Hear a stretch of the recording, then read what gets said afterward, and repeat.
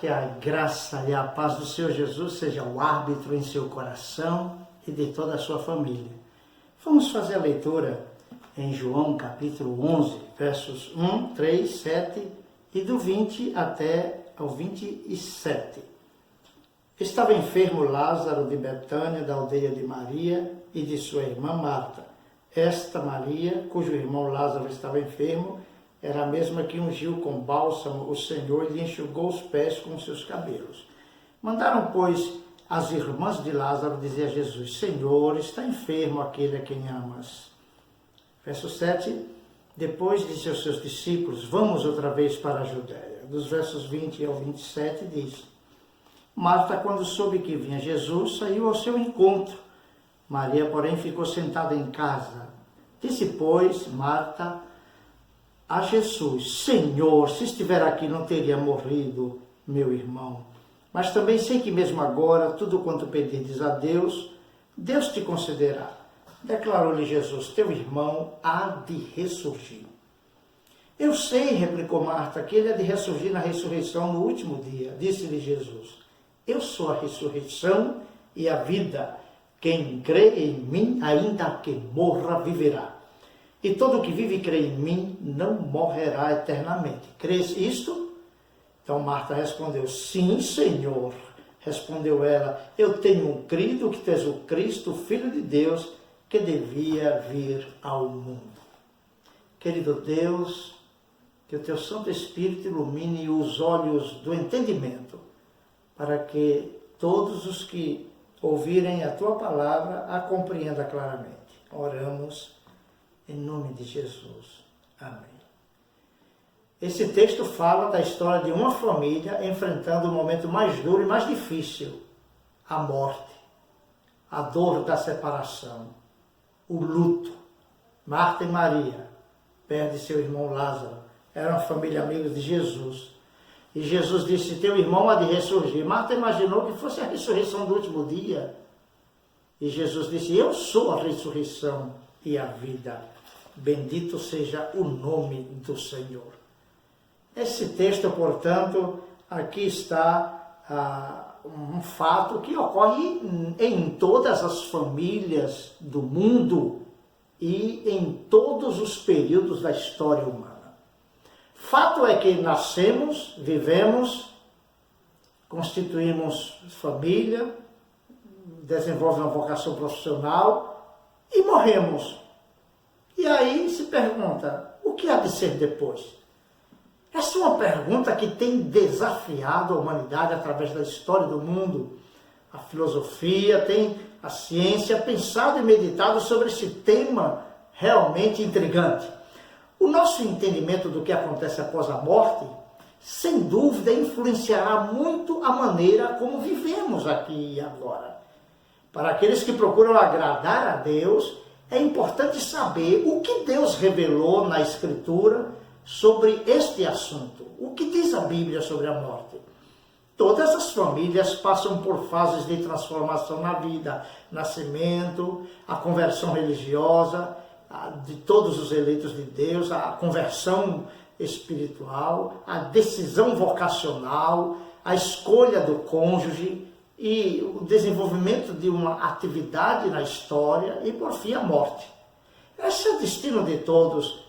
E o pó volta à terra como era, e o espírito volta a Deus que o deu. Deus já havia dito isso a Adão, está no livro do sábio Salomão, Eclesiastes capítulo 12, verso 7. A morte pode ocorrer de modo natural, de modo acidental. Mas o fato é que ela está presente em todas as famílias. O luto é uma experiência universal. É sentida por todos no decorrer da vida. Desde que o luto é tão comum ao ser humano, e isso há muitos séculos, seria de se esperar até que essa experiência fosse algo bastante normal, comum, compreendida. Mas o fato é que os corações ainda se sentem apertados e doloridos com a dura experiência da morte, a realidade da morte. A morte da família é uma experiência dolorosa que, cedo ou tarde, todos terão que enfrentar. Quando a morte entrou na experiência humana, qual foi o momento? Nós já falamos, inclusive, nessa série de estudos, a família, projeto de Deus, a origem de todo o mal, inclusive da morte, foi a queda do primeiro homem, do primeiro casal, Adão e Eva. Quando a morte passou a ser parte da experiência do ser humano, foi ali na queda de Adão e Eva. Jesus, o Senhor Deus, havia feito uma aliança com Adão, aliança que é chamada de aliança das obras, segundo as convicções reformadas, e eu penso assim, Gênesis 2, 16 e 17, o Senhor Deus deu esta ordem a Adão: de toda a árvore do jardim comerás livremente, mas da árvore do conhecimento do bem e do mal não comerás, porque no dia em que dela comeres certamente morrerás. O primeiro casal comeu e morreu, a morte passando a todos os homens. Deus estabeleceu uma condição para que o homem pudesse se relacionar com o Senhor e desfrutar da vida eterna. Essa condição era a obediência. A desobediência quebrou essa aliança. O homem quebrou essa aliança por sua desobediência. Então, a experiência da morte passou a ser uma realidade. É tanto que em Gênesis 4, Adão e Eva sentem a força implacável da morte no assassinato de Abel pelo próprio irmão Caim. Fratricídio ocorrido no início da história humana. Foi a primeira experiência de luto na história da humanidade. E foi muito dolorosa. Eva e Adão viram que a morte realmente é real. E se cumpre a palavra de Deus, certamente morrerás. Já haviam morrido espiritualmente, agora fisicamente estão experimentando o luto com a morte do filho Abel. E assim, com a queda de Adão, a morte passou a todos os homens. Romanos 5,12 diz: assim como por um só homem entrou o pecado no mundo, e pelo pecado a morte, assim também a morte passou a todos os homens, porque todos pecaram. A morte é, segundo a Bíblia, Romanos 6,23, o salário do pecado. Jó tomou conhecimento da trágica morte dos seus filhos.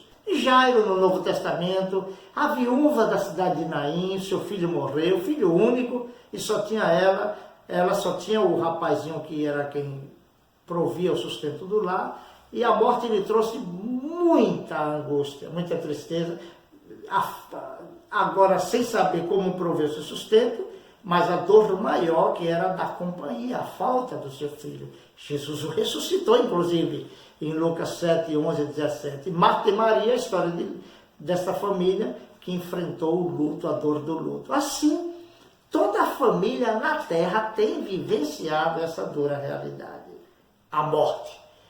As reações à morte são as mais diversas: desespero, às vezes, tristeza inconsolável, uma ansiedade doída, um medo, depressão, insegurança, alguns com resignação e outros alimentados pela esperança cristã. A história dos mártires recorda que muitos irmãos enfrentaram a morte, e enfrentaram a morte resignados, firmes, olhando além do suplício, do martírio, olhando a vida eterna. John Rose, por exemplo, que foi queimado pela Igreja Romana no período da Inquisição, no século XV, ele morreu cantando, ele morreu glorificando a Deus, sendo queimado naquela coivara, e incinerado vivo, ele louvava ao Senhor. E é importante, queridos, a gente, como esses irmãos do passado, preparar o coração para transformar o momento de luto, não em um momento de crise inconsolável, mas em um momento construtivo, colocando suas vidas nas mãos de Deus, como nos ensina o Salmo 31:15, nas tuas mãos, Senhor, estão os meus dias. Os filhos de Deus não morrem antes nem depois, morrem no tempo de Deus. E é impossível enfrentar a morte com maravilhosa esperança sem conhecer Cristo. É impossível. Entretanto, é possível se enfrentar a morte com a cabeça erguida e cheio de maravilhosa esperança, porque Cristo morreu por nossos pecados e ressuscitou. Como ele disse para Marta: eu sou a ressurreição e a vida. Entender o que a Bíblia ensina sobre a morte, isso é muito significativo para a nossa vida no dia a dia, e para enfrentar esse momento mais cedo ou mais tarde, às vezes, de uma pessoa muito próxima e querida. Ninguém quer morrer, ninguém deseja a morte de ninguém. O suicídio é uma experiência que jamais deve ser aspirada ou desejada por um filho de Deus. Não. Mas é importante lembrar que Jesus Cristo mudou e transformou o significado do luto. Para aqueles que nele creem, não é o fim, mas o começo.